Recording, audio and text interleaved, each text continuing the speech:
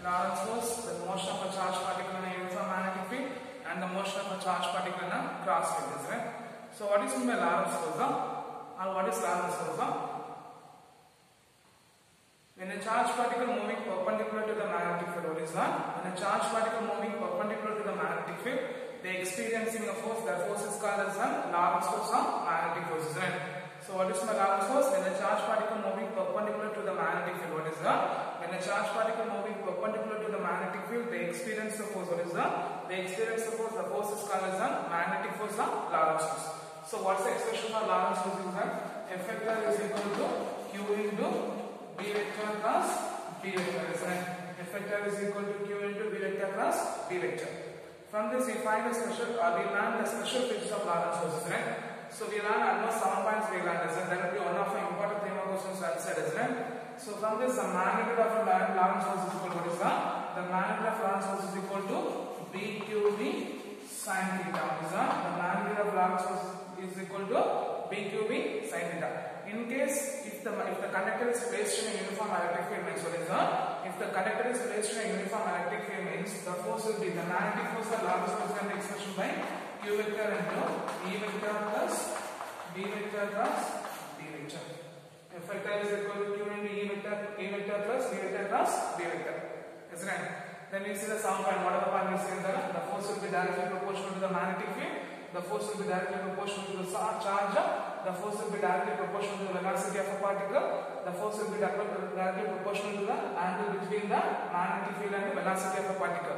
If the force will be moving along the direction of magnetic field, means the force will be 0. Isn't it? The force will be, if the charge particle is moving along the direction of magnetic field, means the force will be 0. And the direction of a positive charge of a magnetic field will be opposite to the direction of force on a negative charge. So from that we can learn 7 points. What are the points? Force will be directly proportional to magnetic field. Force will be directly proportional to charge. The force will be directly proportional to velocity of a particle. Then the force will be directly proportional to sine of angle between the magnetic field and velocity. The fifth point is the direction of force will be what is that? The direction of force on a positive charge will be opposite to the direction of force on a negative charge. Then if the charge is in the state of rest, means the force will be 0. Okay. Then what we say, the motion of a charged particle in a uniform magnetic field, is right? From that motion of a charged particle, what are the part we say? From that we see the time period of acceleration p is equal to 2 pi m by bq. That's called as a cyclotron time period, is right? That's called as a cyclotron period. Then see the cyclotron frequency. What's the frequency? F is equal to 1 by t, which is equal to bq by 2 pi m. That's called as a cyclotron frequency or gyro ratio frequency, is right? Then we see the angular frequency omega is equal to 2 pi f, which is equal to bq by m. Is it? Then we see the motion of a charged particle and motion of a charged particle which is placed in an electric field and magnetic field.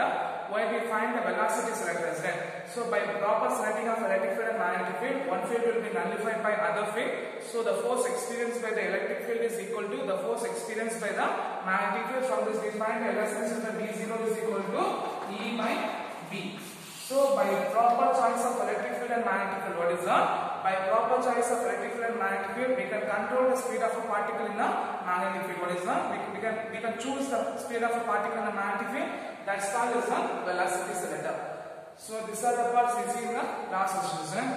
Then today we are going to see one of the important. Today we are going to see 3 questions. One is the cyclotron. The second one is the motion of a charged particle in a uniform magnetic field.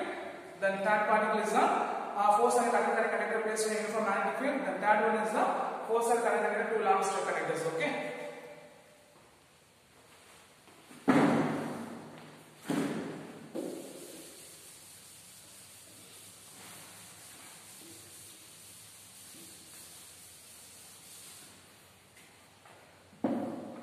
So first one, what's the purpose of using cyclotron? Cyclotron is a device. What is that? Cyclotron is a device which is used to accelerate charge particle. What is that? It is used to accelerate charge particle.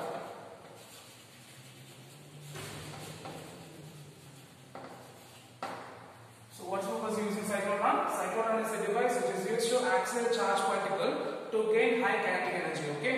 So what's the purpose of using cyclotron? Cyclotron is a device which is used to accelerate charge particle to gain high kinetic energy. So it is also called as a high energy oscillator. What is that? It is also called as a high energy oscillator. Okay, it is devised by Lorentz and Livingston. What is that? It was devised by Lorentz and Livingston. Okay, it was devised by Lorentz and Livingston. So what's the purpose of using cyclotron or what cyclotron? Cyclotron is a device. What is that? Cyclotron is a device which is used to accelerate charged particle to gain high kinetic energy. So it's called as a high energy oscillator. It's called as a high energy oscillator. Then principle. It works on the principle of when a charged particle moving perpendicular to magnetic field. What is that? When a charged particle moving perpendicular to magnetic field, they experiencing a magnetic Lorentz force. They experiencing a magnetic Lorentz force. This is used as the principle of cyclotron. So what's the principle? When a charged particle moving perpendicular to the magnetic field. What is that? When a charged particle moving perpendicular to the magnetic field, they experiencing a magnetic Lorentz force. This is the principle of cyclotron. Okay, so what's the principle of cyclotron? When a charged particle moving perpendicular to the magnetic field, they experiencing a magnetic field. So they experiencing a magnetic Lorentz force. That's the principle of a cyclotron. The next one is the construction.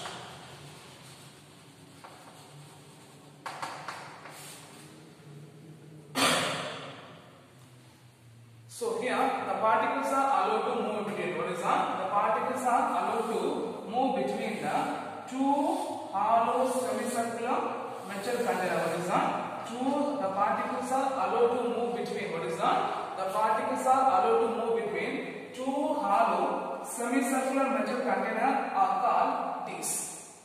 Okay, it consists of a hollow evaporated metal cylinder divided into two regions. That's called as a disc. Okay, so the particles are allowed to move between. What is that? The particles are allowed to move between the two semicircular metal container are called discs. D1 and D2 are called discs. So what's the first one? The particles are allowed to move between the two hollow semicircular metal container are called metal container. D1 and D2 are called discs. D1 and D2 are called discs. Then the discs are evaporated chamber placed in the region of what is that? The discs are evaporated chamber placed in the region of uniform magnetic field. What is that? Placed in the region of uniform magnetic field controlled by strong electromagnet. Controlled by strong electromagnet. So what's the second one?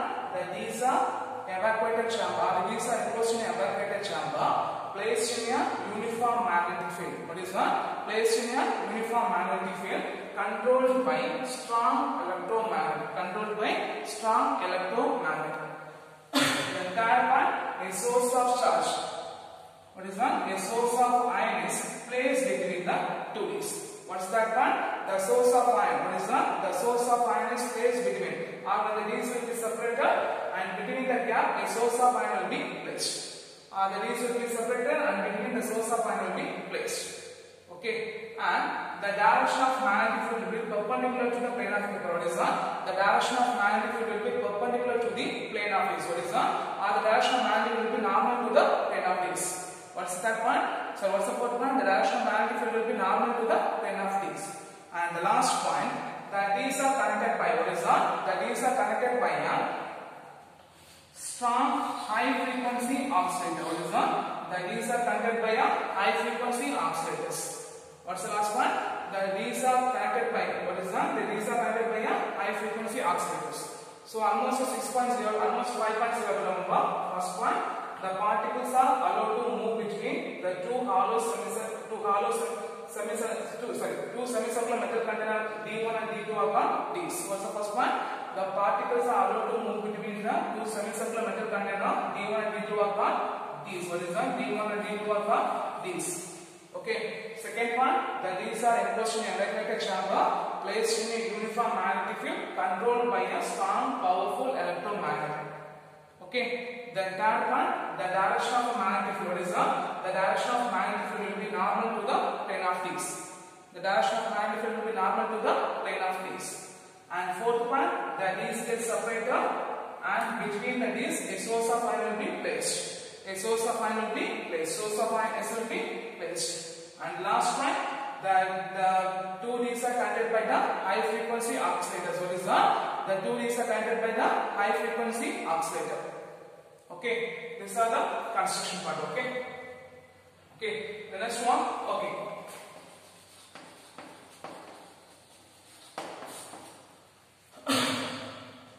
from the source of ion, a positive charge will be emitted. What is that? On the source of ion, a positive charge will be emitted. What's the first one? As the source of ion. From the source of ion, a positive charge of ion will be emitted. From the source of ion, a positive charge will be emitted. When the ion will be emitted, it moves towards or it accelerates towards the Ds having a negative potential at the instant of time. So, for instant of time, we just assuming this will be negative, this will be positive. Okay. So, from the source of ion, a positive charge of ion will be emitted. So, as the ion will be emitted, it accelerates towards the negative potential of the Ds. What is that? It accelerates towards the Ds having a negative potential and it moves towards the Ds. So, when it is moving perpendicular to the magnetic field, so they are experiencing a magnetic Lorentz force which makes ion moving in a circular path. Then it enters, after a certain time it will be reached the gap between the 2Ds.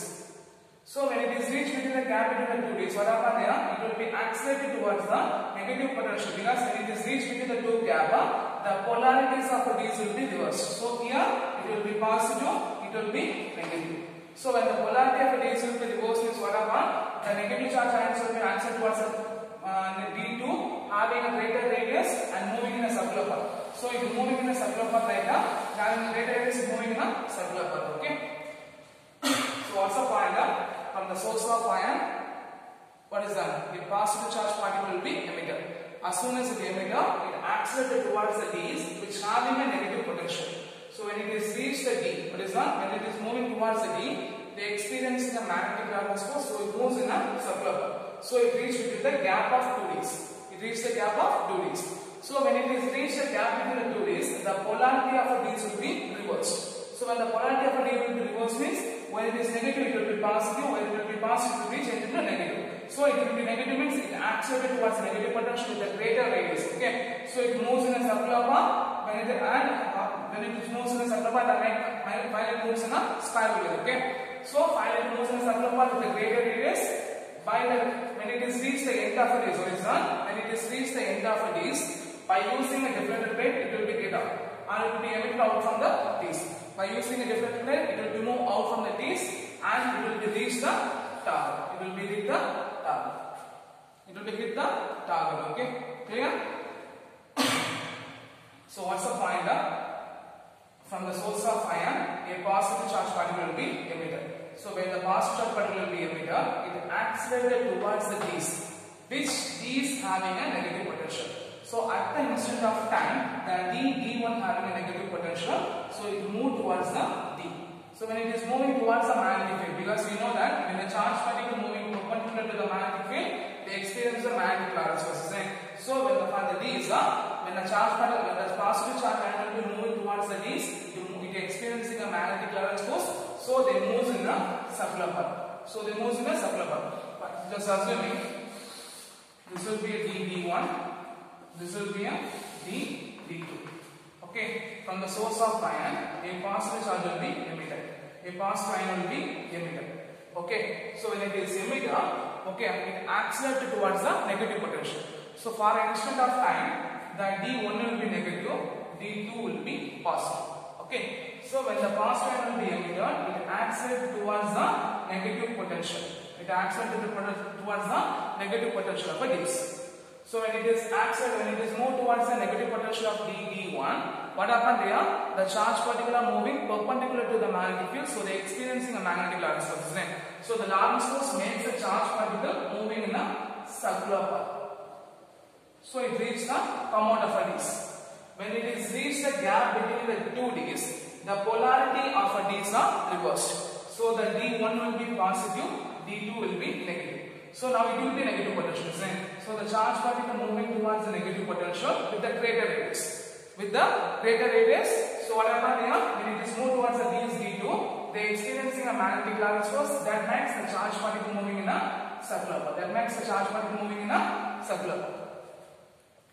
So by continuing changing of polarity of a Ds, the charge particle moving with the greater radius and it reached the end of a disc. What is that? It reached the end of a disc. By using a deflector plate, it come out from a D. By using a deflector plate, it will be taken out from a disc. Then by placing a suitable deflector plate, it will be hit at target. Okay, clear? These are the working of a cyclotron. So for here, when the disc will be moving normal to the magnetic field, what is that? When a charged particle moving normal to the magnetic field of a disc, they experiencing a magnetic Lorentz force. So the magnetic Lorentz force provides the necessary centripetal force of an electron particle. What is that? The magnetic Lorentz force provides the necessary centripetal force of a charged particle. So what we get now? Yeah, BQB. The force of Lorentz force BQB is equal to centripetal force mv square by r. So BB cancel. From this, the radius of the charged particle is equal to mv by dq.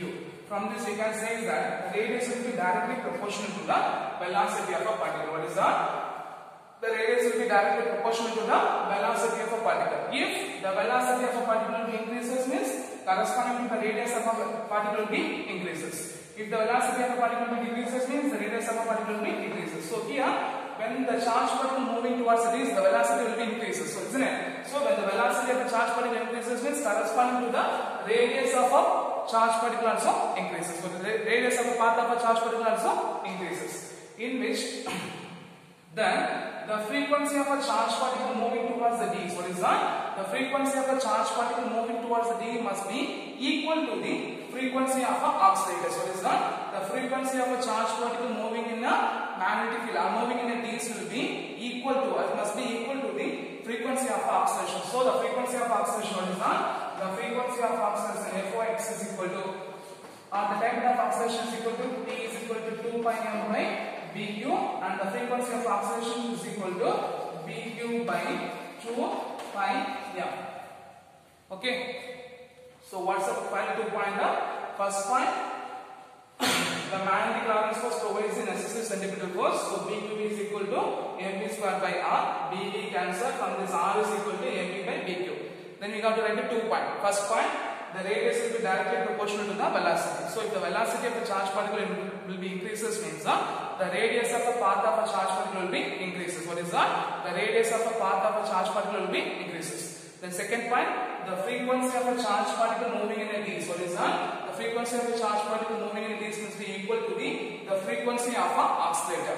So the oscillating frequency FOS is equal to BQ by T 2 pi m, and the time of oscillation T is equal to 2 pi m by BQ. Okay. The last point, what's the purpose of using cyclotron? Cyclotron is used to accelerate the charged particle to gain high kinetic energy. So the kinetic energy of a particle, what is that? The kinetic energy of a particle Ke is equal to half mv square. What is that? The kinetic energy of a particle is equal to half mv square. So from this expression, what's the value of V we get? BQR by m, isn't it? V is equal to BQR by m. So if we substitute this expression, means what we get? The kinetic energy is equal to half into m v square q square r square by m square. So will be cancelled. So the kinetic energy of a charged particle Ke is equal to half v square q square r square by m. Okay, clear? So the last one is the limitation of cyclotron. Okay, so what's the limitation of cyclotron? Is the first point, the speed of an ion should be limited. What's the first limitation?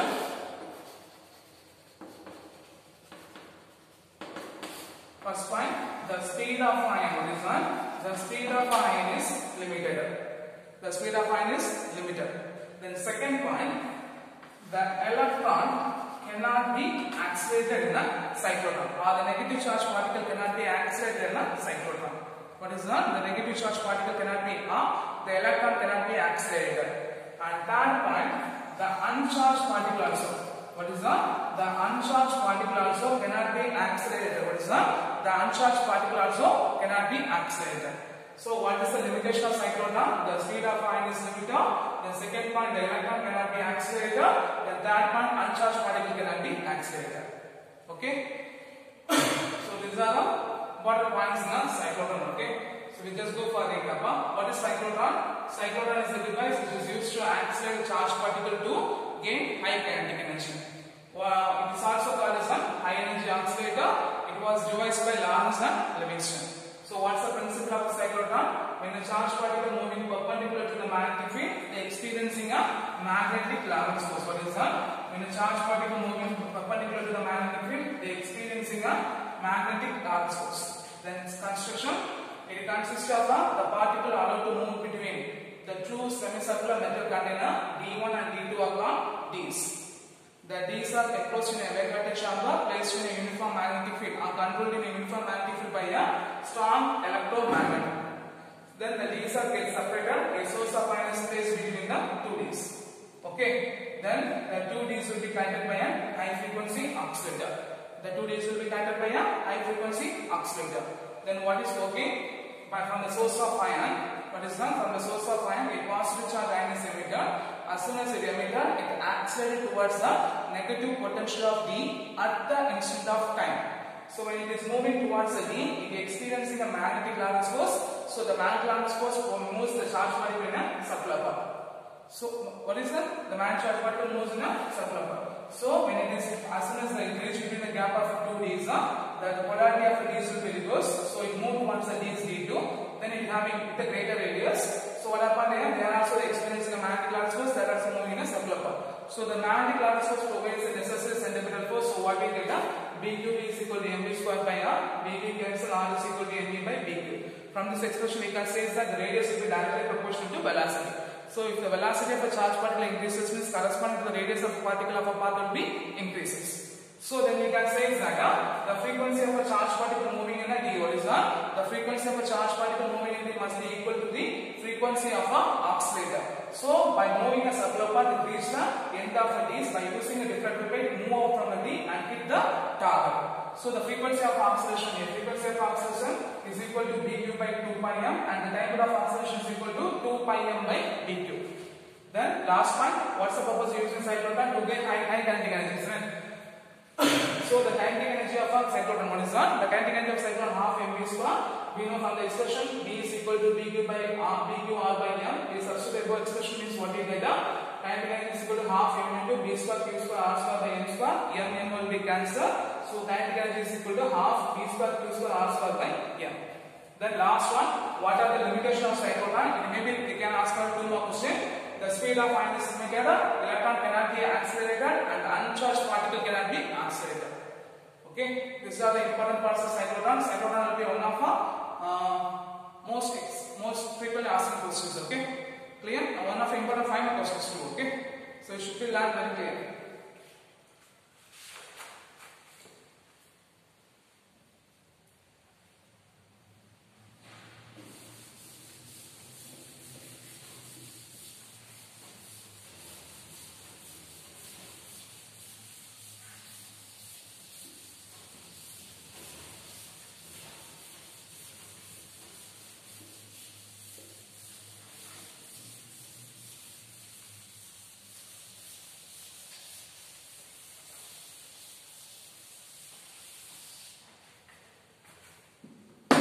The next one is one of the important questions. The force on the current carrying conductor. What is that?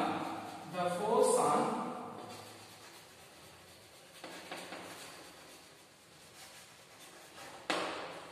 force on a current carrying conductor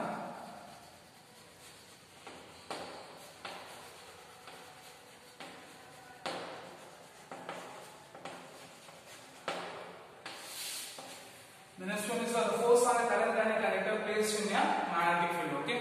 The next question is that the force of a current carrying conductor placed in a magnetic field. So when a current carrying conductor placed in a magnetic field, what is that? When a current carrying conductor, assuming this will be conductor.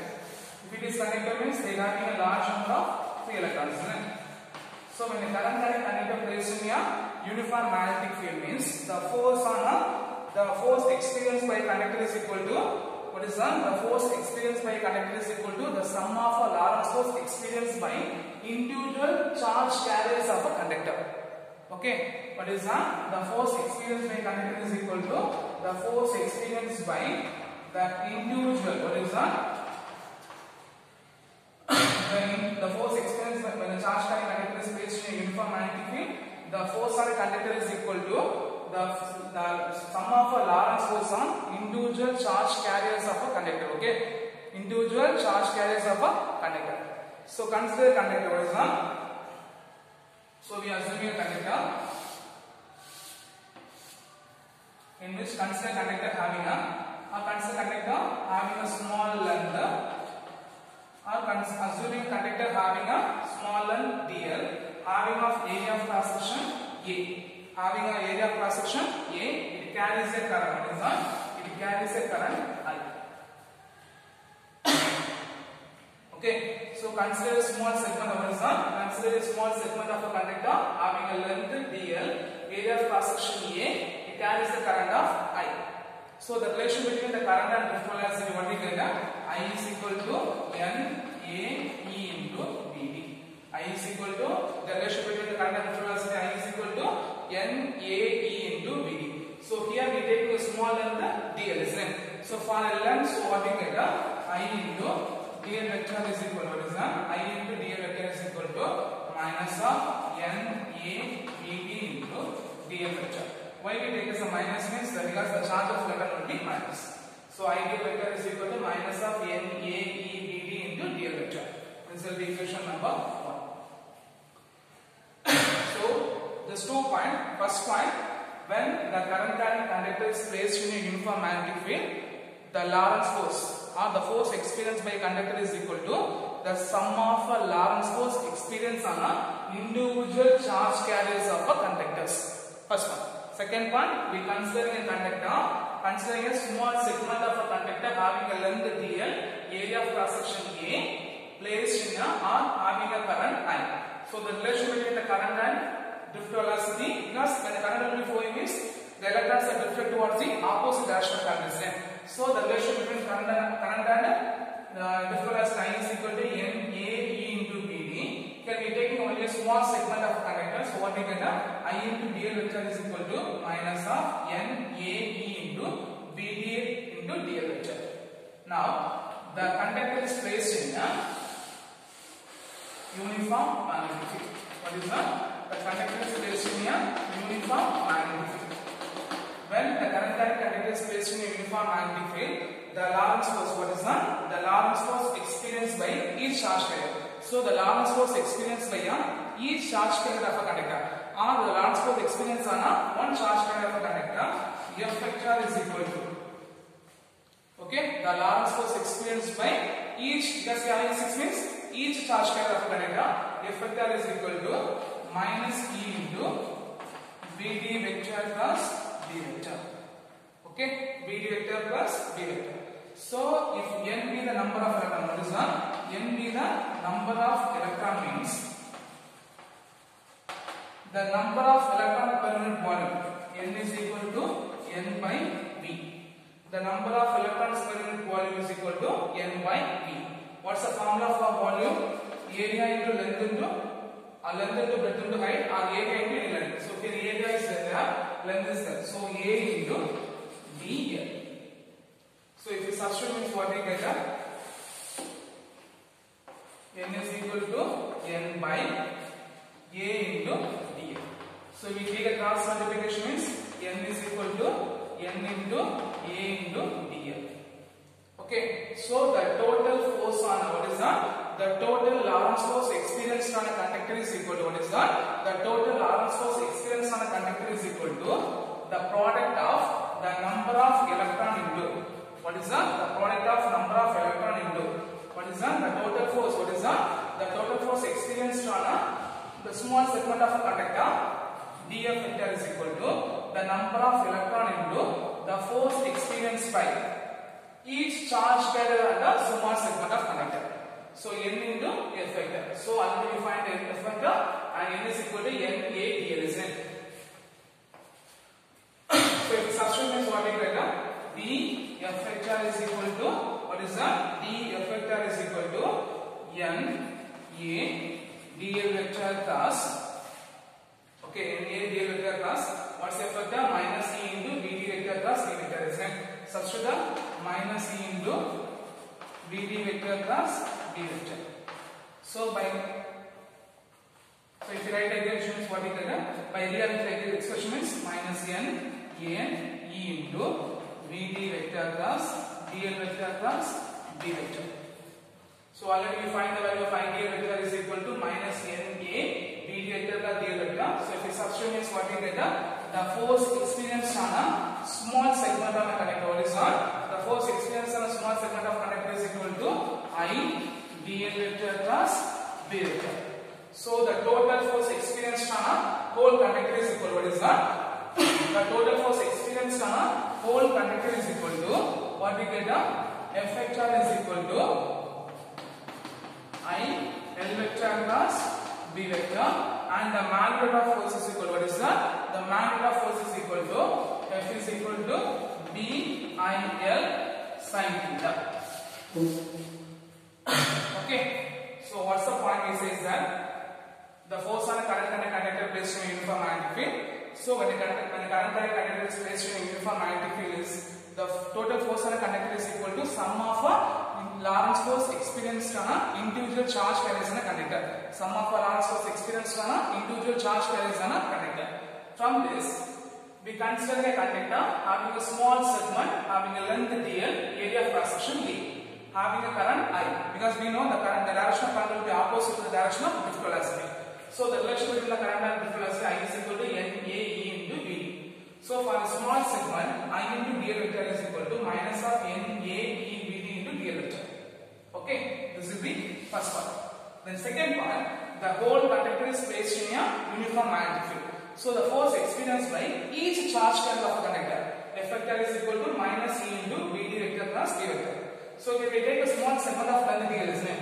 So the number of n be the number of electrons in the length of dl means the total number of electrons is equal to number of electrons per unit volume. So the volume is equal to area into dl. So if you substitute means the number of electrons is equal to n a into dl vector. Okay. From this we find the total force experienced on a small segment of conductor df vector is equal to number of electrons into the force on a Lorentz force on a each charge carrier. So F vector. So we substitute that by rearrange the expression. So what we get? Minus n a v into b d vector into dl vector plus b vector. So we know that ideal vector is equal to minus of n into a e b d into dl vector. So we substitute that. So the force experienced on a small segment of conductor df vector is equal to ideal vector plus b vector. So the total force on a conductor F vector is equal to the differential of dl will be L. So F vector is equal to I L vector plus b vector. So the magnitude of force is equal to B I L sin theta. B I L sin theta. Clear? Clear.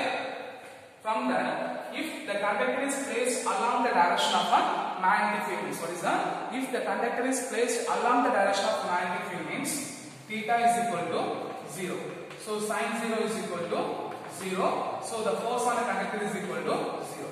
So if a conductor is placed along the direction of magnetic field, what is that? If a conductor is placed along the direction of magnetic field means theta is equal to 0. So sin 0 is equal to 0. The force is equal to 0. In case if the conductor is placed perpendicular to the direction of magnetic field means what is that? If a conductor is placed perpendicular to the direction of magnetic field means theta is equal to 90 degree. So sin 90 degree is equal to what is that? Sin 90 degree is equal to 1. So the force will be maximum. So the force will be maximum. And the direction of force will be given by what is that? The force on current conductor is given, the direction of force experienced by current conductor is given by Fleming left hand rule. Okay. So stretch the three fingers and mutually perpendicular to each other. Forefinger, middle finger, thumb. Forefinger, middle finger, thumb finger stretch mutually perpendicular to each other. The forefinger experience what is that? The forefinger experience the magnetic field, and the middle finger experiencing a current carrying conductor, and thumb experience the force on a current carrying conductor. What is that? The force on a current carrying conductor. So the force on a current carrying conductor. So the direction of force on a conductor, what is that? The direction of force on a conductor is given by Fleming left hand rule. What we get? The forefinger points the direction of magnetic field, the middle finger points the direction of a current flow through the conductor, and thumb points the, what is thumb points the direction of, what is the direction of a force on a current carrying conductors. Okay, clear? So that will be a direction of force on a current carrying conductor is given by Fleming left hand rule. Direction of force on a current carrying conductor is given by Fleming left hand rule. The forefinger points the direction of magnetic field, middle finger points the direction of a current, and thumb points the force on a current carrying conductor. Clear? Clear? So up to this, what are the questions we learned? Explain the principal construction working of a cyclotron. The second one was one of the important question. The force of the current and conductors placed in a uniform magnetic field. And third one is the Strait-Fleming left-hand rule. Strait-Fleming left-hand rule. Okay? Clear? Clear?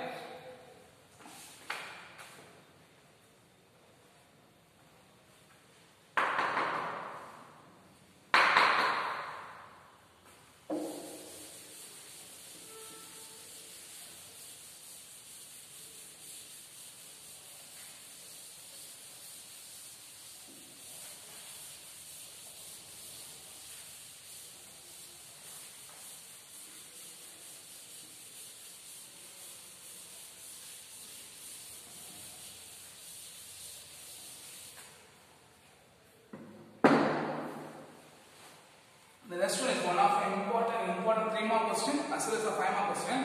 The force between the two long parallel current carrying wires. What is that? The force between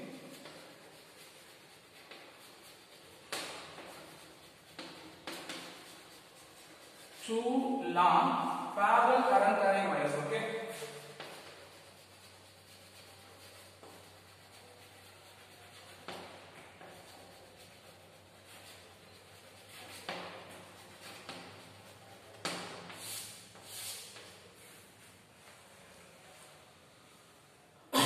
So before we go for the questions, what are points you have to say that is consider long straight conductor. If it is carrying current means what's the formula for magnetic field? B is equal to mu 0 I by 2 pi r. B is equal to mu 0 I by 2 pi r. Isn't it? The next one by cross coordinator I cross j is equal to k. J cross k is equal to I. The third one k cross I is equal to j. Okay, by cross product. By vector product we learn this. Okay, so you just learn these two expressions. Okay, just remember these expressions. Okay.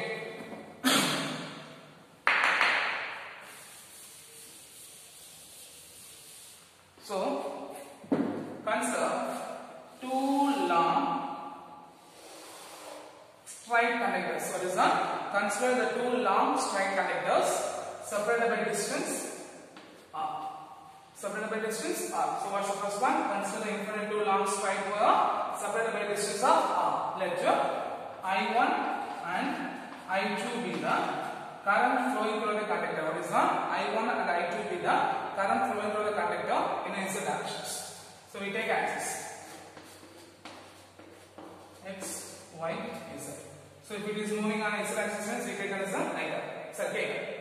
Okay, consider the two long straight conductors separated by distance of r. Let I1 and I2 be the current flowing through the conductors. Okay, or consider two long straight conductors A and B separated by distance of r. Let I1 and I2 be the current flowing through the conductors of A and B. So the magnetic field of current, what is that? The magnetic field at a point A due to the current carrying conductor I1. What is that? The magnetic field at A, okay, due to the magnetic field. What is that? The magnetic field of what is that? The magnetic field at the current carrying conductor. When the current I1 flow through the conductor A, B1 is equal to what's the expression you have to write? Mu 0 I1 by 2 pi r into minus I cap.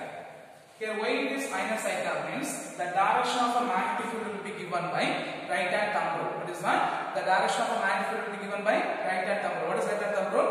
If you are holding a finger like this, means the thumb points the direction of a current and the fingers points the, what is that? The curl of the finger points the direction of a magnetic field, isn't it? So here the magnetic field will point towards the conductor. What is that? The magnetic field will be pointing inside the conductor. So it is moving opposite to the direction of x axis. So we take as a minus I. So what we get?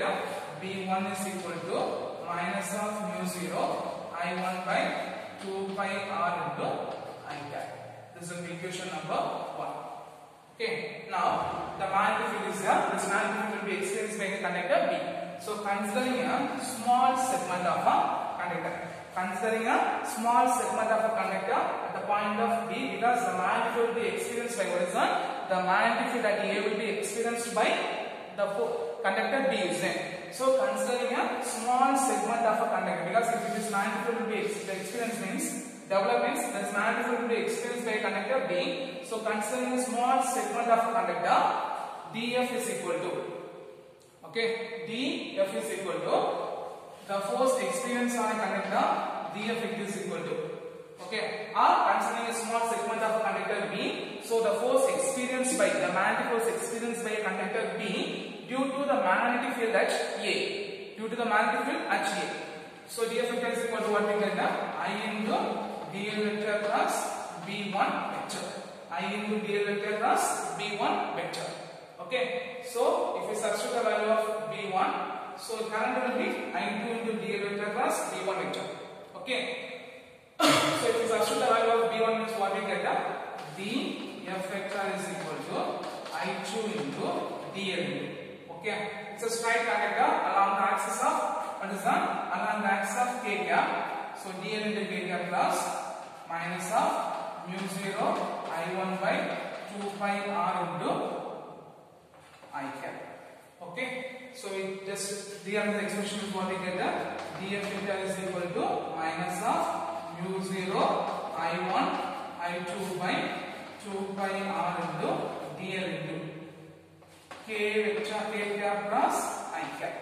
So k cap plus I cap means what we get? J cap. So the force experienced by small segment of a conductor B due to the magnetic field at a point of A. So what we get? dF vector is equal to mu 0 I1 I2 by 2 pi r into dl into J cap.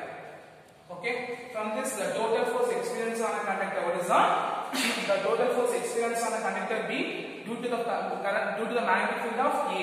What we get? F vector is equal to, what is that? F vector is equal to minus of mu 0 I1 I2 by 2 pi r into L into J cap. So the force per unit length of a conductor B, what is that? The force per unit length of a conductor F by L is equal to minus of mu 0 I1 I2 by 2 pi r into J cap. Okay, I will understand this. Let's go for it. Consider two long straight conductor A and B separated by distance of R. Let I1 and I2 be the current flowing through the conductor. So when the current I1 flowing through the conductor A is producing a magnetic field, B1 is equal to mu 0 I1 by 2 pi r into minus I cap. Why it is minus I cap? Because the direction of the current will be given by direction of magnetic field will be given by right hand thumb rule. So the magnetic field will be perpendicular to the pen of paper. So it moving towards the sheet of moving out from towards the sheet of paper. So it will be represented by minus I cap. Okay. So minus of mu 0 I1 by 2 pi r into I cap. So here the magnetic field will be produced. This magnetic field will be experienced by conductor B. So considering a small segment of a conductor at B, so the force experienced on a small segment of a conductor dF vector is equal to I2 into, because we know the formula for force on a conductor, F is equal to BIL sin theta, isn't it? So what we get? dF vector is equal to I2 into dl1 vector plus v1 vector. Okay, so substitute the value of v1, then k cross I is equal to j cap, then dl will be here. So the force experienced on a small segment of a conductor at B dF vector is equal to minus of mu 0 I1 I2 by 2 pi r into dl into j cap. Okay, from this the total force on a conductor F vector is equal to minus of mu 0 I1 I2 by 2 pi r into L into j cap. From this the force per unit length of a conductor F by L is equal to minus of mu 0 I1 I2 by 2 pi r into j cap. Okay, similarly now we go for conductor B. The current I2 will be flow through the conductor B. The magnetic field B2 is equal to what we get? Mu 0 I2 by 2 pi r into I cap. Here why it is positive I cap means due to the direction of current I, the magnetic field will flow into the sheet of paper, so we take as a minus. So we take a positive. So what we get? B2 vector is equal to mu 0 I2 by 2 pi r into I cap. This will be equation number 1. Then consider here the magnetic field will be produced. The magnetic field B2 will be experienced on a conductor on A. So considering a small segment of a conductor A. Considering a small segment of a conductor A, so the force experienced on a conductor dF vector is equal to what we get, the I1 into d1 vector plus d2 vector. So substitute that dF vector is equal to I1 into dl vector dl into k cap into mu 0 I1 I2 by 2 pi r into I cap. So what we get, if you rearrange the expression, dF vector is equal to mu 0 I1 I2 by 2 pi r into mu 0 I1 I2 by 2 pi r into dl into k cap plus I cap. So k cap plus I cap, j cap. So what we get, dF vector is equal to mu 0 I1 I2 by 2 pi r into dl into j cap.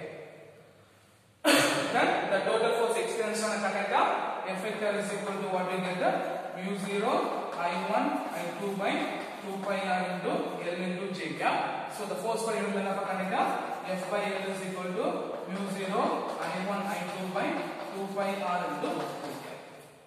So here the force will be a negative, the force will be positive. So it will be a, if the two force, what is that? If the force on the force between the two current carrying conductor will be attractive. What is that? The force between the two current carrying conductor will be attractive when the current will be flowing in the same direction. If the current will be flowing in the same direction, means the force between the two current carrying conductors will be attractive. At the same time, the force on the current carrying conductor will be, what is that? The force between the two current carrying conductor will be repulsive if the current will be flowing in the opposite directions. Okay. So what's the last point? The force on the current carrying conductor will be attractive if the two current will be flowing in the same direction. At the same time, the force on the current carrying between the two coils will be repulsive if the current will be flowing in the opposite direction. And the last one, unit of current. What's the unit of current? Ampere. What is ampere? Consider the two infinite arms straight wire separated by distance of 1 meter in air or vacuum. What is that? Separated by distance of 1 meter in air or vacuum. The force experienced per unit length of a conductor is 2 into 10 power minus 7 Newton per meter, means then it is called as what is that? Then it is called as 1 ampere. So what is 1 ampere? Consider two infinite arms straight wire separated by distance of 1 meter in air or vacuum, having a negligible area of cross section. The force experienced when the conductor is 2 into 10 power minus 7 Newton per meter, means that is called as 1 ampere. That is called as 1 ampere. Clear? Clear. So for this session, what are the questions we learned? Explain the construction, working, and explain the principal construction working of a cyclotron. The force on the current carrying magnetic field placed on uniform current carrying conductor placed in uniform magnetic field. State Fleming left hand rule. Then fourth one is the force between the two long parallel current carrying wire. The last one is the define ampere. So you should be learn these questions very clearly. Okay. Thank you.